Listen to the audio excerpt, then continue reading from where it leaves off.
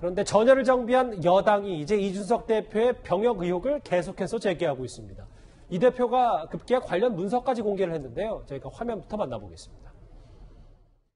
지원 자격도 안 되는 사람이 허위로 지원해 장학금까지 받았다라고 하면 업무방해나 사기가 될 수 있다라고 문제를 제기한 겁니다.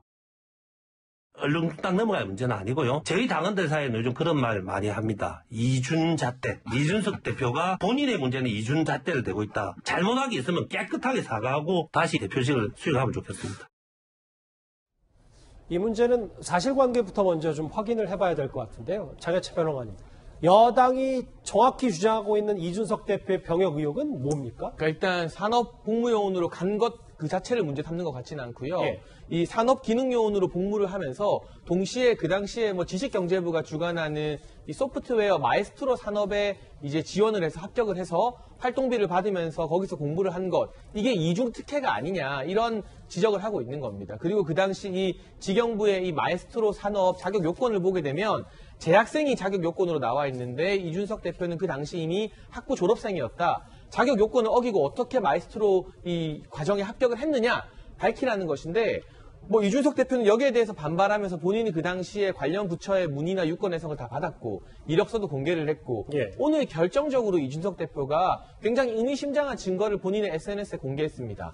그 당시 이 지경부에서 SW 소프트웨어 마에스트로 산업을 운영했던 해당 회사 대표의 트위터 글을 공유한 겁니다. 그러니까 이제 이 김용민 의원실에서 그 당시에 이 정부 지원 사업을 운영했던 회사까지 문의를 한 모양입니다. 그런데 그때 당시에 회사 대표가 나도 그때 정부에 문의를 했는데 아무 문제가 없다는 답을 듣고 이준석 대표를 합격시킨 것이다. 결과적으로 과정과 절차에서 아무런 특혜나 문제 그리고 기존에 어떤 인맥의 작용이 전혀 없었다고 밝혔기 때문에 이제는 이준석 대표뿐만이 아니라 해당 회사에서도 입장 정리를 해줘서요. 민주당의 이 같은 공세가 조금씩 힘을 잃어갈 것 같습니다. 예. 일단 장혜철 변호사님은 그렇게 보시는데 일단 이준석 대표는 여당을 향해서 제발 정상적인 의정활동을 해달라 이렇게 반박하고 나섰습니다. 저는 김 의원이 계속 제기하는 것이 말의 괴가 바뀌고 있습니다. 제발 좀 정상적인 의정활동했으면 좋겠고요. 법사위라는 그 상임위의 면책특권이라는 걸 그렇게 쓰는 것 자체가 국민들한테 손가락질 받기 딱 좋습니다. 이 대표는 검찰이 당시에 수사했을 때도 10년 전에 다 끝난 얘기고 법사위 상임위의 면책특권을 그렇게 쓰는 것 자체가 국민한테는 손가락질 받기 딱 좋다. 이도훈 의원님 어떻게 보십니까? 이게 여당 입장에서는 첫 번째로 제대로 이준석 대표의 의혹을 정조준하는 건데 그게 좀 먹힌다고 봐야 될까요? 그러니까 여당이 왜 이러는지 이준석 대표가 잘 알고 있기 때문에 그때 바로바로 그 대응을 하는 것 같습니다. 여당 입장에서 보면은 아까 우리 여론조사로 볼 때 국민의힘이 39.1% 받지 않았습니까? 그렇다면 40% 정도 받은 건데 그렇다면 보수의 그 지지는 거의 다 결집시킨 거나 마찬가지입니다. 우리가 대체로 보수 40, 진보 40, 그 다음에 중도 20 정도 보지 않습니까? 그렇다면은 보수를 결집한 이후에 그 국민의힘이 어디로 가겠습니까? 이제 중도를 향해서 본격적으로 가지 않겠습니까?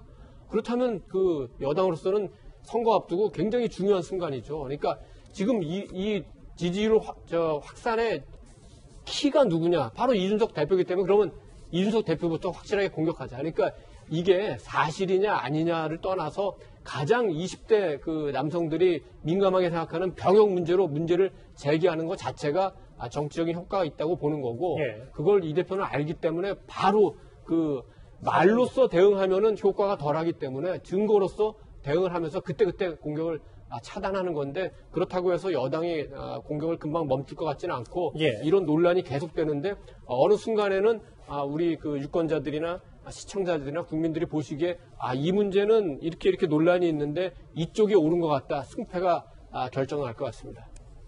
예. 글쎄요, 이준석 효과 정당 지지율도 얘기해봤고 실제로 강남역에 어제 직접 찾아가서 시민들과 소통하는 여러 가지 긍정적인 효과는 분명히 많다라는 평가들을 여기 계신 네 분이 해주셨는데요.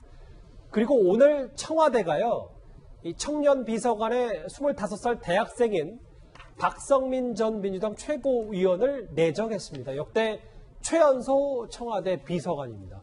부장차장. 네. 청와대가 여러 고심도 했겠습니다만 이게 이준석 효과, 이거를 좀 의식한 내정이다. 이렇게 받아들여도 큰 무리는 없습니까? 네, 100% 이준석 나비 효과 아니겠습니까? 이 25세 청년 비서관, 저는 이것이 처음 있는 발탁 인사에 그치지 않고 앞으로 청년 비서관은 청년에게, 그리고 청년 정책은 청년들이 스스로 입안해서 정부의 이 각 부처의 요구에서 관철시킬 수 있는 이런 문화가 만들어지길 바랍니다. 지금까지 대한민국이 그 왜곡됐던 것은 자신의 어떤 세대 또는 계층, 이런 직역, 이런 다양한 대표성이 제대로 그 목소리가 이 정부 정책 또는 국회 그 입법 과정에 반영되지 않았기 때문에 이런 그 여론 왜곡 현상이 있었는데, 예. 앞으로는 청년에게는 청년의 정책을 입안해서 이 집행할 수 있는 기회를 주고, 또 여성에게는 또는 노동자, 농민에게는 이런 다양한 이 직역에게도 제 몫의 이 목소리를 낼 수 있는 이 기회를 부여하는 것이 그것이 상식이 통하는 사회고, 그것이 법과 원칙이 바로 선 사회가 아닐까 하는 생각이 듭니다. 뭐 이준석 효과를 의식했다고 하더라도 꽤 긍정적으로 평가를 구장 차장을 해주셨는데요. 예, 장혜석 변호관님. 저는 형식의 파격에는 박수를 보내고 싶습니다. 그리고 저도 방송에서 박성민 전 최고위원 만나봤는데 훌륭한 청년 정치인이었습니다. 예. 그런데 제가 지적하고 싶은 문제는 정당 외 사회 경험이 전무한 인사라는 겁니다. 더불어민주당 대학생위원회나 청년 대변인 그리고 청년 최고위원 한 것 외에 예. 사회에서 실제로 지금 수많은 2030들이 경험하는 취업의 문제라던가 또는 청년 창업의 문제, 이런 여러 가지 문제들을 단 한 번도 경험해보지 못한 인사입니다. 나이가 어려서 이런 건 문제가 안 되죠. 다만 예. 대다수의 보편적인 2030들이 박성민 이제 청년 비서관을 바라봤을 때 우리가 겪고 있는 청년 취업의 문제, 결혼의 문제, 주택의 문제, 창업의 문제를 과연 이해하고 공감해 줄 수 있을까? 여기에 의구심이 들기 때문에 나이를 떠나서 사회에서 정말 별별 경험을 다 해보고 도전도 해보고 실패와 성공을 해본 사람이 청년 비서관으로 가야 되는 것이 아닌가, 그 내용적 측면에서 저는 아쉬움을 좀 표하고 싶습니다. 알겠습니다. 오늘 새롭게 청와대 25살 1996년생 대학생 그리고 전직 민주당의 최고위원이 청와대 비서관이 됐습니다. 최연소 비서관인데요. 저희가 이 소식까지 만나봤습니다. 여러 소식 하나하나씩 만나봤습니다. 지금까지 들어온 여러분들의 목소리를 만나볼 차례입니다. 첫 번째 댓글 볼까요? 예. 젊은 당대표 인기가 심상치 않다. 차차기 대통령으로 강력 추천한다는 목소리가 있습니다. 예. 추미애 뜨면 윤석열 끝난다. 추미애 잡는 매가 바로 추미애다라는 의견을 주신 분도 있고요. 예. 윤석열 엑스파일 2년 동안 다 파헤쳤지 않냐. 식물 검찰총장 만들어 놓고 라는 의견을 주신 분도 있습니다. 또 볼까요? 윤석열보다 대쪽 최재형 감사원장을 지지합니다. 출마하면 우리 가족 몰표 갑니다. 벌써부터 지지 선언을 하신 분도 있습니다. 마지막 보겠습니다. 대선 주자들이 뭉쳐서 신당 만들어라. 국민의힘 들어가면 중도표 다 잃는다. 예, 오늘도 댓글 5개 감사드립니다. 이 소식은 여러분들의 목소리 여기서 정리하고